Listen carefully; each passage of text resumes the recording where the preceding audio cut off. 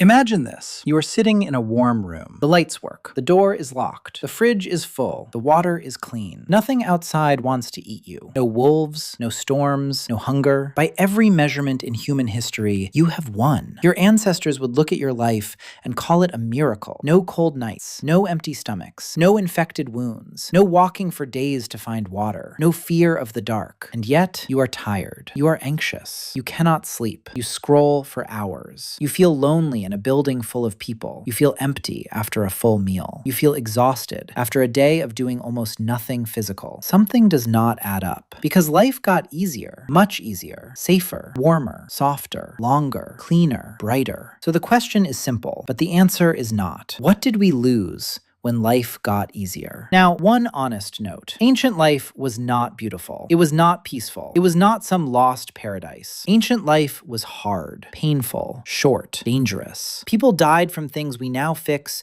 with a small pill. Winter killed the weak. Summer killed the unlucky. And there was always Greg, still complaining about his back. So this is not a video about going back. Nobody is going back. Nobody should. This is a video about noticing. Because when life got easier, we gained enormous things, but we also quietly lost something, and most people can feel it, even if they cannot name it. So let us try to name it. The first thing we lost was movement. For most of human history, movement was not a hobby. It was life itself. You moved to find food, to carry water, to follow animals, to build shelter, to escape danger. Staying still meant dying. The body was designed for this. Walking, lifting, climbing, carrying, squatting, running when needed. Then we invented chairs and cars and elevators and desks and delivery apps. Now the average modern human sits for 8 to 12 hours a day, sits at work, sits in traffic, sits at home, sits while watching videos about how sitting is bad. So we built a special building called a gym, where we pay money to lift heavy objects that do not need to be moved and run on a machine that goes nowhere. And a tiny wrist computer congratulates us for pretending to travel. We did not lose the ability to move. We lost the reason to move. The second thing we lost was food with a story. Ancient food had a place, an animal, a season, a skill. A meal required knowledge, where to look, when to look, who to share with. Food was connected to weather, land, memory, and luck. Then we invented supermarkets. Now food arrives without a story. Strawberries in winter, meat without an animal you ever saw, bread that lasts longer than some friendships, snacks made in factories, sealed in plastic, shipped across countries, and sold by someone who also does not know where it came from. Food is everywhere, all the time, in every flavor. And somehow, people are more anxious about eating than ever before. We fear carbs. We fear fat. We fear sugar. We fear the food our grandparents ate without thinking. We did not lose food. We lost the relationship with it. The third thing we lost was useful work. Ancient work was hard. Nobody is romanticizing it. But it had one quiet gift. At the end of the day, you could see what you did. A pile of berries, a repaired shelter, a finished tool, a cooked meal, a fire kept alive. Your work had a shape, a weight, a result you could touch. Modern work is powerful. It builds hospitals, medicine, cities, and videos like this one. But it is also invisible. You sit in a chair. You press small symbols on a glowing board. You send invisible signals. Those signals move invisible numbers. And those invisible numbers decide whether you are allowed to keep living inside a room. At the end of the day, your hands are empty, your brain is tired, and 47 messages are still waiting, all marked urgent by people who are also confused. We did not lose work. We lost the feeling that our work was real. The fourth thing we lost was closeness. For most of human history, people lived in small groups. You knew everyone around you, their voice, their walk, their story, their moods. You knew who to trust, who told the best stories, who snored the loudest. It was not always peaceful. Small groups can be exhausting. If you have ever spent a long week with your relatives, you already understand ancient life better than any textbook. But people were visible to each other, present, nearby, real. Then Then we invented cities, and apartments, and headphones, and walls between walls. Now you can live in a building with 200 people and not know a single name. You can pass 1,000 humans in one day and speak to none of them. You can have hundreds of online friends and still wonder why nobody nearby knows you exist. Privacy is wonderful, but modern life created something strange. Crowds without community, connection without presence, friendship through glass. We did not lose people, we lost presence.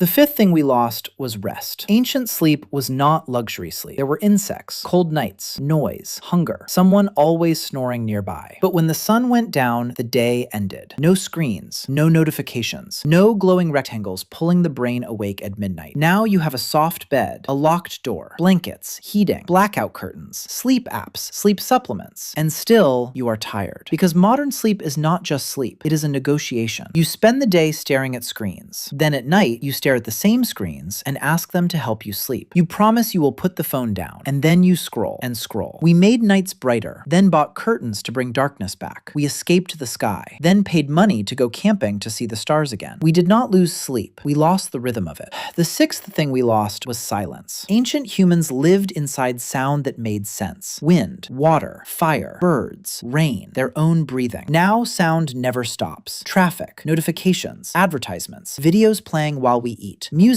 playing while we walk, a screen playing while another screen is playing. The modern mind almost never sits in pure quiet, and when it finally does, it feels uncomfortable. So we reach for the phone again. Then we downloaded meditation apps to teach us the silence we were born with. We did not lose silence. We lost our comfort with it. The seventh thing we lost is the hardest to name. It is meaning. Ancient life was hard, but it was rarely confusing. You knew what the day was for. Find food, keep the fire, protect the group, teach the young, survive the season. The purpose was not written on a wall. It was written into the day. Modern life is easier, but it is often unclear. Why are we doing this? What is this all for? Why does a full day of work leave us feeling like nothing happened? Why does a full life sometimes feel empty? This is not weakness. This is what happens when a body designed for survival is placed inside a world where survival is already handled. The ancient brain was built to solve problems. Modern life solved most of them. And the brain, still hungry for purpose, now spends its energy worrying about things that are not actually dangerous. Emails, numbers, strangers online, the shape of a face in a mirror. We did not lose meaning completely. We lost the easy access to it. So what did we lose when life got easier? Not one thing. Many small things. Movement with a reason. Food with a story. Work you can touch. People you actually know. Sleep that comes naturally. Silence that feels safe. And a day that means something without needing to be explained. But here is the part nobody says. We can get some of it back. Not by moving to the forest. Not by throwing away the phone. Ancient life is not coming back. And honestly, it should not. But we can walk more. Cook something with our hands. Sit with a friend without a screen between us. Sleep when it gets dark. Eat food that came from a place, not a package. Sit in silence for 10 minutes without reaching for the rectangle. Small things. Old things. Simple things. Human things. Because the truth is this. We are the same animal our ancestors were. Same body. Same brain. Same needs. Same hunger for meaning. We just live inside a very different world. Life got easier. That is a gift. A real one. Nobody should trade it away. But easy is not the same as good. Safe is not the same as alive. Comfortable is not the same as content. And maybe the goal was never to make life easy. Maybe the goal was to make life worth living. So the next time you feel tired for no reason, lonely in a full room, empty after a full meal, or restless in a quiet moment, you are not broken. You are not weak. You are not ungrateful. You are just a very old animal living in a very new world, quietly missing things you never knew you had. And that is not a problem to fix. That is a signal to listen to.